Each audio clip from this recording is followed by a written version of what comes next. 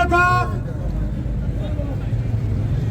সাবেক ছাত্র দলের রাজপথ কাঁপানো ছাত্র নেতা, বিএনপি কেন্দ্রীয় নির্বাহী কমিটির অন্যতম সদস্য জননেতা জনাব মিজানুর রহমান চৌধুরী মিজান ভাইকে বক্তব্য রাখার জন্য অনুরোধ করছে।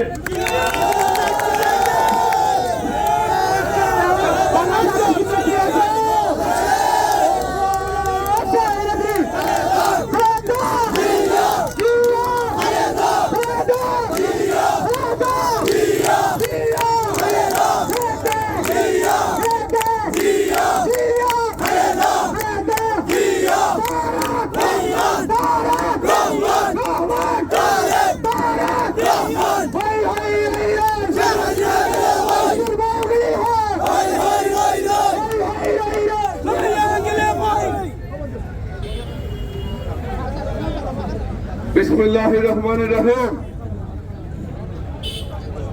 জাতীয় দল বিএনপি কেন্দ্রীয় কর্মসূচির অংশ হিসাবে আজকে সাতক উপজেলার গোবিন্দগঞ্জে অবস্থান কর্মসূচি চলাকালীন মিছিল শেষে সমাবেশে সম্মানিত নেতৃবৃন্দ, সম্মানিত মুরব্বিয়ান, সম্মানিত ছাত্র জনতা, সম্মানিত শ্রমিক ভাইরা, সর্বস্তরের ভাইরা, আসসালামু আলাইকুম।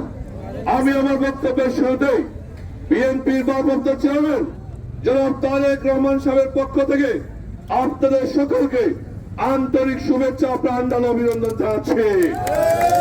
সম্মানিত নেতৃবৃন্দ, আমাদের ছাত্র জনতার রক্তের বিনিময়ে, অনেক ভাইদের শাহাদাতের বিনিময়ে, গণঅভ্যুত্থানের মাধ্যমে এই খুনি হাসিনা বাংলাদেশ থেকে পালিয়েছে।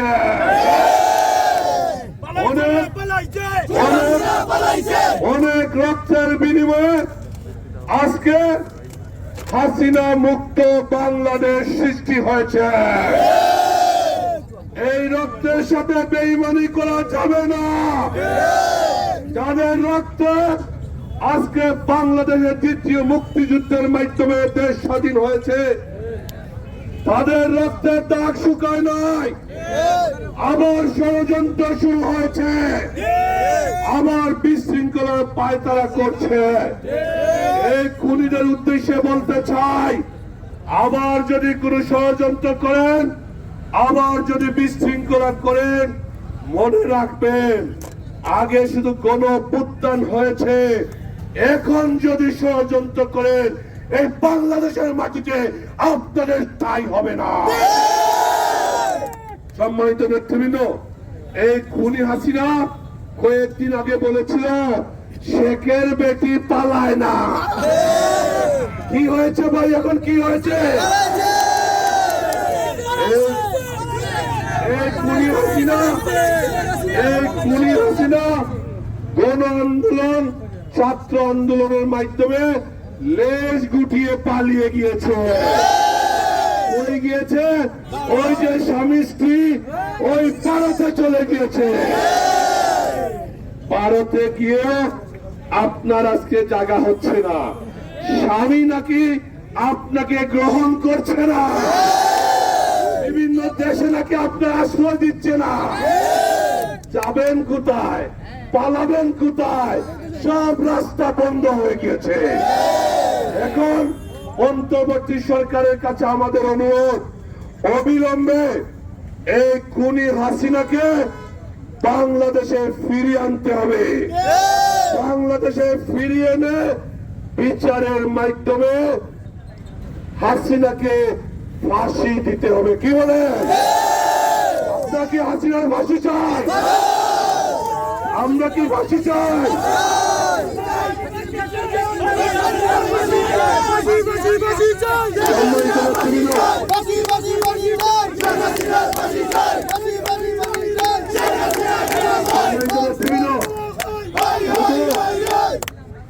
শুধু শেখ হাসিনাকে ফাঁসি দিলে হবে না, যারা নির্দেশ করেছে, এই স্বরাষ্ট্রমন্ত্রী ছিল আসাদুজ্জামান, এই যে আরেকজন সাধারণ সম্পাদক ছিল, কি নাম জানি ওর,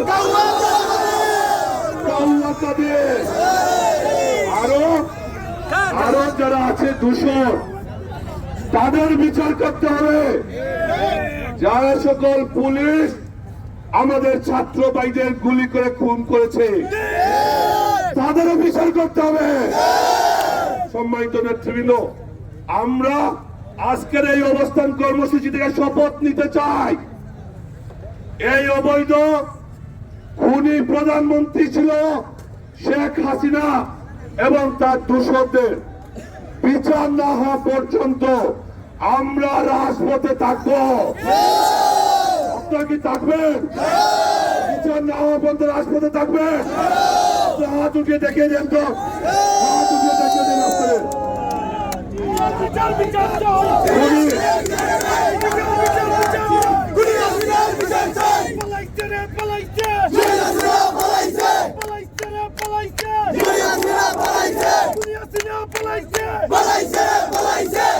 সম্মানিত নেতৃবৃন্দ, আমাদের এদের বিচার না হওয়া পর্যন্ত কর্মসূচি অব্যাহত থাকবে। আপনারা অতীতে যেভাবে রাজপথে ছিলেন আপনারা রাজপথে থাকবেন। মনে রাখবেন, আমাদের জাতীয়তাবাদী দলের অনেক ভাই শাহাদাত বরণ করেছে, অনেক শত শত নেতা কর্মীকে হত্যা করেছে, শত শত নেতা কর্মীকে গুম করেছে, আমাদের লক্ষ লক্ষ নেতা কর্মীদের বিরুদ্ধে মামলা দিয়েছিল, আমাদের বাড়ি ঘর চালিয়ে দিয়েছিল।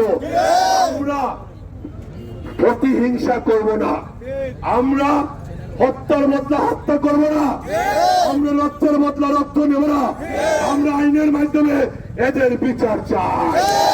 সম্মানিত নেতৃবৃন্দ, আমি বক্তব্য দীর্ঘায়িত করব না। আপনারা এখানে আজকে এসেছেন সকাল থেকে, আজকে আপনারা কষ্ট করে রাজপথে অবস্থান নিয়েছেন, আপনাদের ধন্যবাদ জানাচ্ছি। তবে 15 আগস্টের নামে যদি কেউ বিশৃঙ্খলা করতে চায় তাদের প্রতিহত করবে। সকলকে ধন্যবাদ। খোদা হাফেজ। বাংলাদেশ জিন্দাবাদ।